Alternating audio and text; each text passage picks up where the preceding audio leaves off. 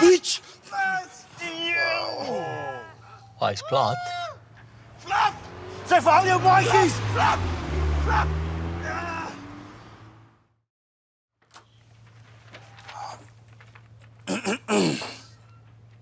Ek het goeie nuus en 'n bietjie slegte nuus.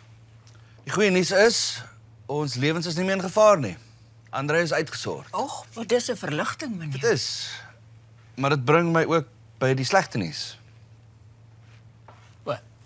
Kyk, luister mense, gisterand omstreeks 1800 uur was Andre in 'n ernstige karongeluk op pad huis toe van die werk af. Hy is tans in 'n kritieke toestand in die hospitaal en hy chill in 'n koma. Ja, dis baie hartseer vir sy familie. Hy het ook beide sy bene verloor. Ek het nie daai brokkie inligting gehad nie. Dis tragies. Maar die strate is veiliger. Flip, do you think he crashed his car because he couldn't see? Wel, ek weet nie hoe daai relevant is tot hierdie nie. You pepper sprayed him in the eyes. Yeah, there's definitely a chain of events that points towards you. Shut up, guys. Flip, het jy vir Andre doodgemaak? Nee, hy is nie dood nie. Hy is in 'n koma, besig om te doen waarvoor hy lief is. Veg om sy lewe.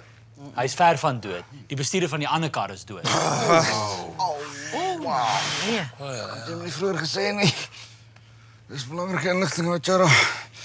Ons gaan wel 'n geskenkpakkie vir ander aan mekaar slaan. Ek sal muffins maak. Dankie tannie Mems.